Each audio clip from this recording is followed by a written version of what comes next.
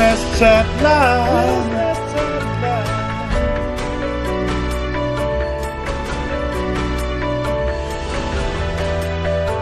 Business Chat Lounge.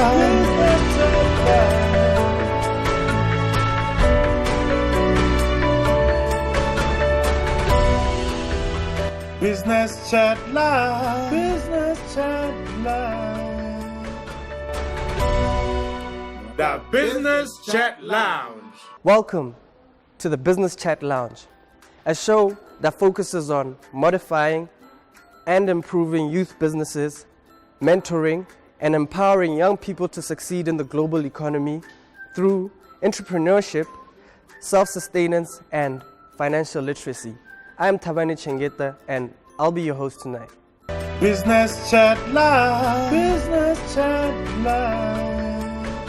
Earlier this week we visited the beauty cubicle and had a chat with Trish, telling us about how she runs her business on a day-to-day basis. Let's hear what she had to say. Entrepreneurship is a daunting exercise. However, it's the cogwheel that drives the economy, and the youth of today are giving it a go. Business Chat Lounge found it crucial to create a platform where youth-based businesses can be assisted to efficiently and effectively run these establishments through advice from business gurus. So what kind of business are you into? I run a beauty spa. What would you have for me if I walked into your spa? We've got therapeutic massage, which is the Swedish massage, the hot stone massage. These type of massages are just for relaxation when you're tired and you know you just have to relax. These are the type of massages we do when you work on it as a client. Obviously, you know why you are in the spa, and then you come in and tell us what is wrong, and then we get you through the process. And then we have other massages like the thermal massages. But the thermal massages is mostly for people who are sick. We've got back pains, like spinal problems, like arthritis, BP, and so on and so forth. So we've got a particular bed that we use that you just lie down and then it massages you, and then it helps with most diseases that I've just mentioned, like high blood, arthritis. You know, it works with the improving the flow of blood in your body. Do not be deceived by the beauty in the beauty spa. Granted, it's beneficial and therapeutic. However, it's also a fortress for terminal disease treatment. And then we've got nails. And the nail technician will take you through the process. They will show you different shapes of nails that you want. And then they will show you different products that we have. You could have your stick-on nails, which are very popular right now. And then we've got gel. We've got gel nails. The gel nails, you can have them on your natural nails. You can have them on artificial nails. We've got your acrylic nails as well. Nail treatment is diverse and it's not one size fits all. And you will be pleasantly surprised to learn that there are technicians to educate you to ensure that you can make informed decisions while selecting your ideal product or service. And then we've got the facials. And then with facials, if you are a client and you know your skin type, then it's fine. Because you come in and then there are some clients who don't know their skin type. It's very crucial for us to know your skin type, because that will determine what products we use on you. So there are people with dry skin, there are people with oily skin, there are people with combination skin, there are people with sensitive skin. So so we take it from there. So if you know your skin type, it's easy. We start with the process. The beauty therapist, the therapist that is there, will then now start the process of the facials. With regards to skin type, it's not just glitz and glamour when you pop into a spa and get your face made up. It's much more than that. The consultation enlightens the client in depth about your skin type, history and condition for a more effective therapy. And then with makeup, there are different types of makeup. We've got executive makeup, like corporate makeup. And then we've got events makeup. And then we have bridal makeup. And then we've got just your normal everyday, day-to-day makeup. So if you've got an event makeup, it will depend if the makeup is, if you are going for an evening event or you're going to a day event. Makeup is not just makeup. There are different types, and they are function specific, which determines price and time allocated to the functions. So we work with our clients that way. That's why we even advise clients to come prior. When it comes to wedding, we advise them to come prior to their wedding, like 3, 4, 5 months, so that we can start with the facial treatments, and then we can start choosing the type of hair you can do with this certain makeup, and so on and so forth.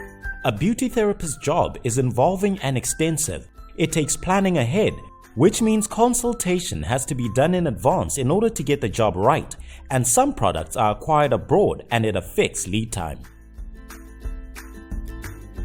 And with our bridal makeup, we have a full package. Like, we'll do the nails, we'll do your facials, we'll do the makeup on the day, which has touch-ups on the day. Yeah. We'll do makeup, bridal shower makeup as well, and then even your hair on that day. So we kind of like become attached to the whole wedding, and to know, and we even help. We've got services which help you. Decide what type of outfit you want that day. I'm currently studying image consultancy again. That has helped me to be able to guide my clients, guide them with how to look, how to present themselves, communication, etiquette, and so on and so forth. Wedding makeup packages are an all-rounder pack, which caters extensively for the bride. This can be easily confused for the wedding planning. With etiquette and styling, the bride is actually an extension of the wedding entourage. Running this kind of business, what are the kind of challenges that you face on a day-to-day basis? The first challenge would be finance. Like, I'd want to grow my business, but to be able to grow that business, I need the money. So that would be my number one challenge. Because I want to see myself all over Botswana. I don't want to travel to Shakawe when there's an event to Shakawe. I always want to have a branch in Shakawe, a team there that is there, and also to sustain my team. Like, I work with youth. Yeah. Then second problem is my clients do not actually know where I am. And I think that's my number, because I always have to... So you need to invest more in branding. Yes, I have to invest more in branding. One of the challenges that I have, which is not only my challenge, but the challenge in this beauty industry, is public knowledge of the beauty therapy. Like, people don't understand what beauty is. They always feel like, I don't need to actually go to a spa, so why do I need to go and do this? They don't understand what it entails. But we are hopeful that one day Botswana will understand this. It is very common in South Africa. Beauty spas are doing quite well. It's very common abroad. Beauty spas, everybody knows about beauty spas. Youth-based businesses in Botswana are struggling as opposed to in South Africa or overseas. And second thing is reaching my market.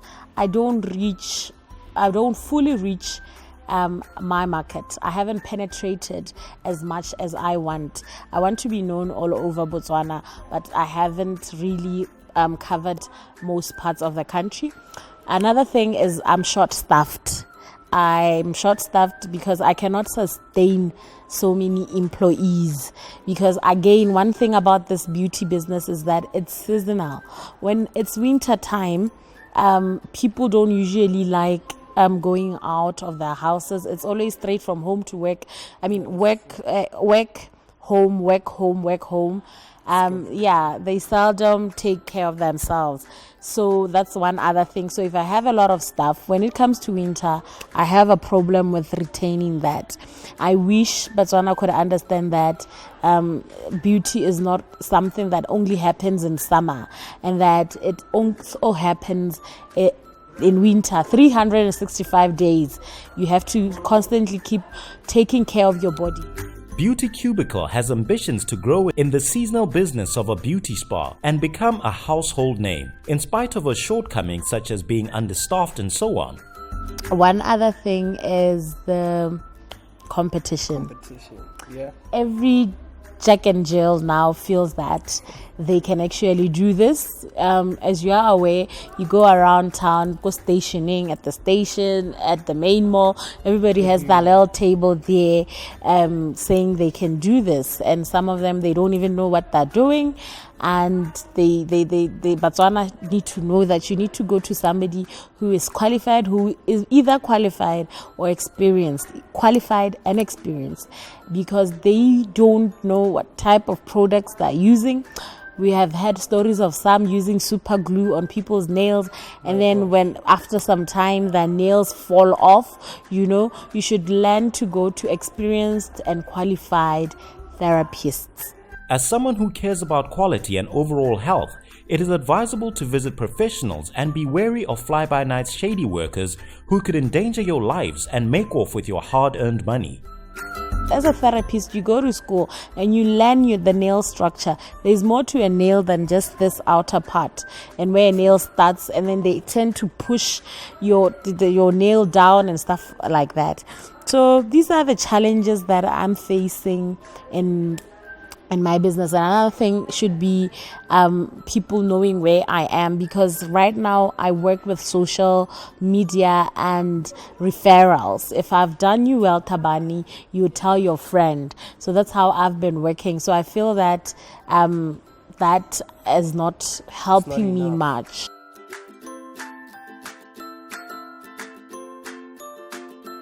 Do you have any structures and formalities in place in your business concerning the processes and how things go? I don't. I am my own accountant. I am my own manager. I am my own supervisor. I am my own everything. So I do not have an accountant. Money comes in, goes to my handbag, and that is how I've been operating. Anything that comes in, it goes in. If I have got anything to sort, I do it. I don't record much. I just know that I've got bills to pay. As long as my bills are paid, my employees are paid, I'm fine. Business Chat Live. Business Chat Live.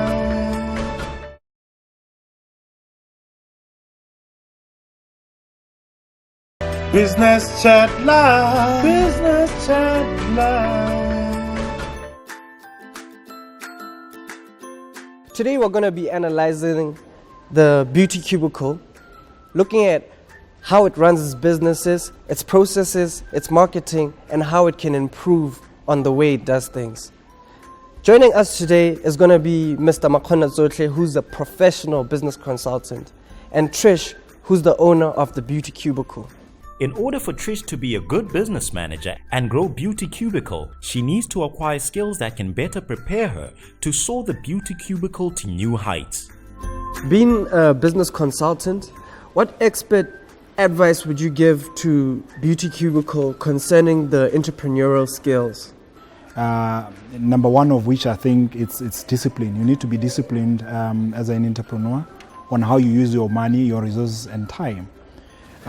You need to be a very good networker, be able to go around and network with the right people, the right market, get the right expertise, etc., etc. Above all, a good entrepreneur is whom I like to call street smart. You need to be wise and street smart.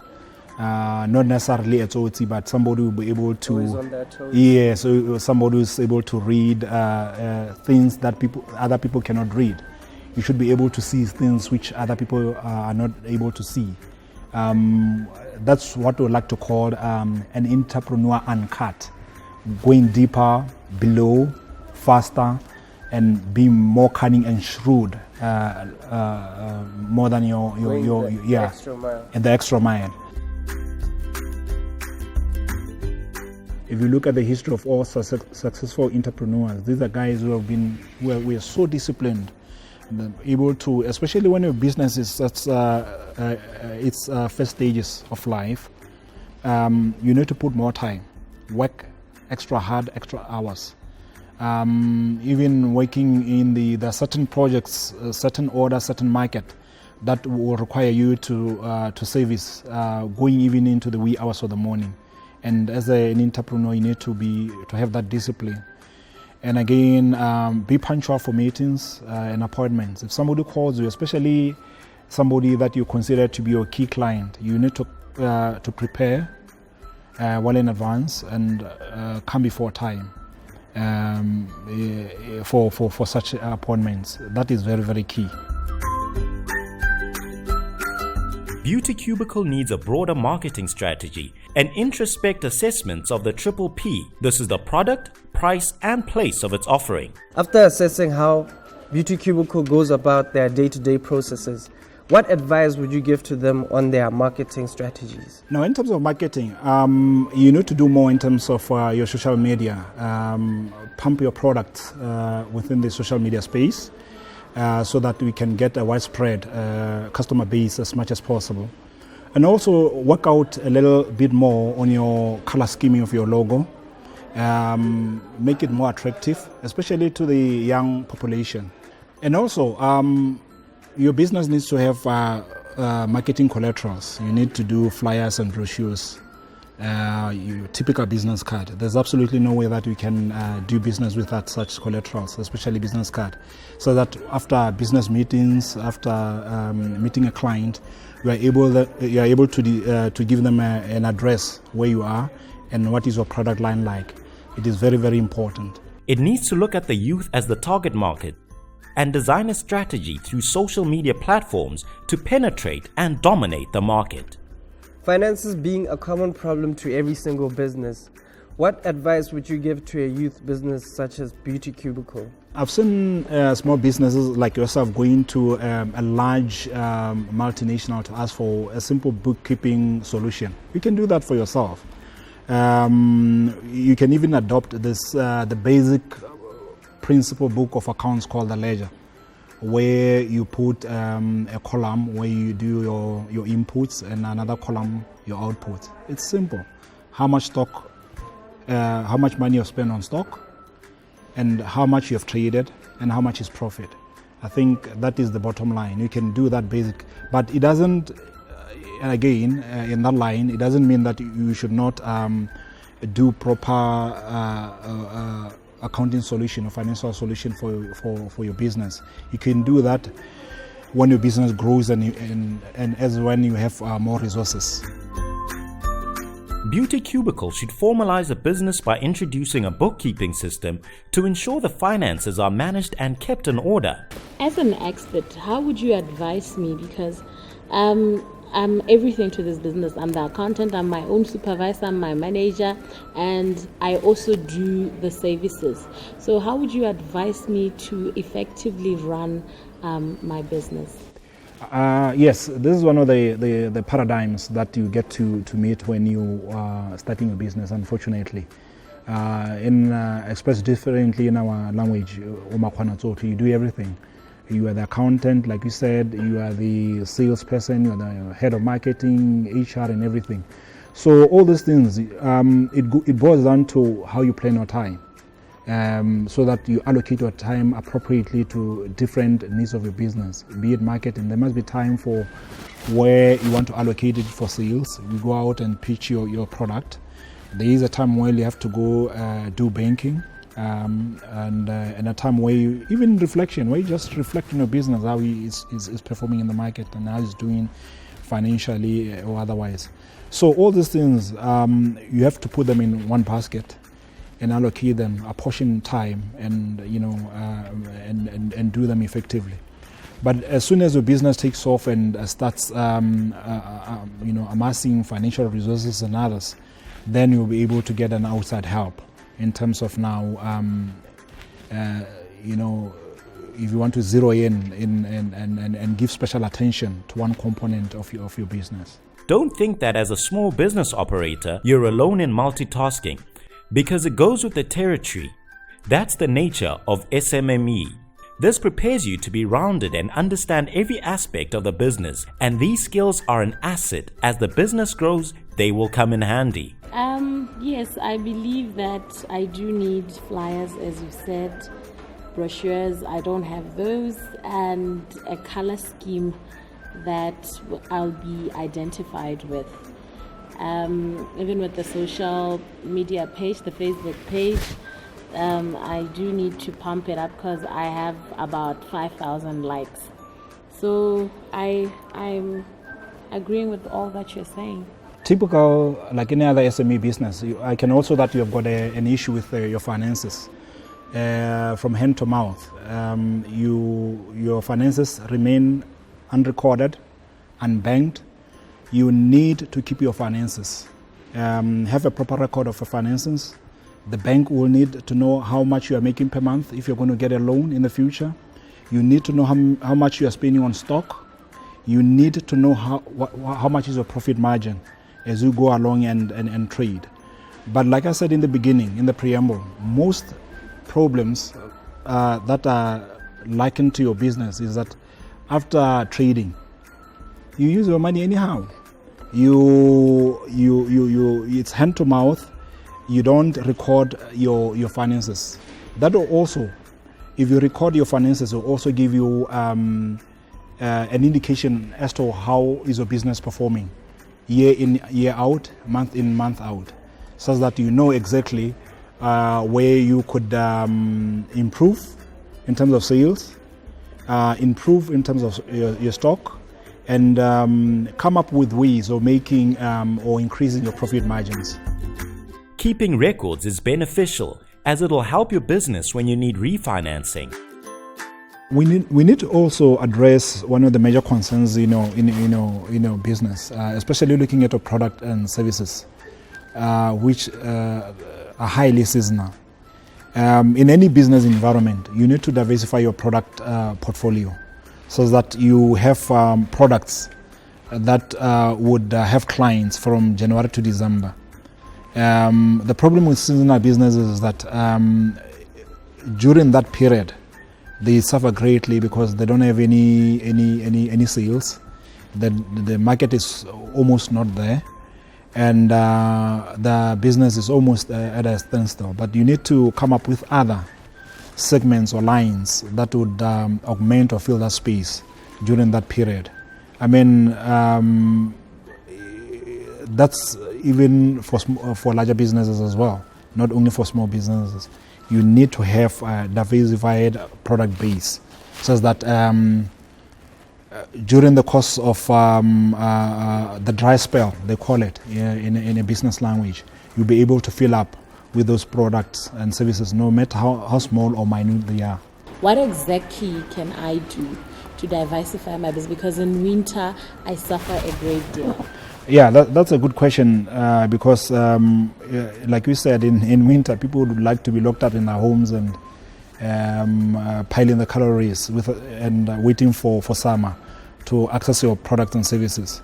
I think if you create certain packages for corporates, corporates are willing to shed a bit of cent or dollar for the staff during that period, which is mostly considered as dormant. If you do corporate packages, I think that would fill. In case of you as you're running a beauty parlor or beauty spa. I'm so glad to hear that.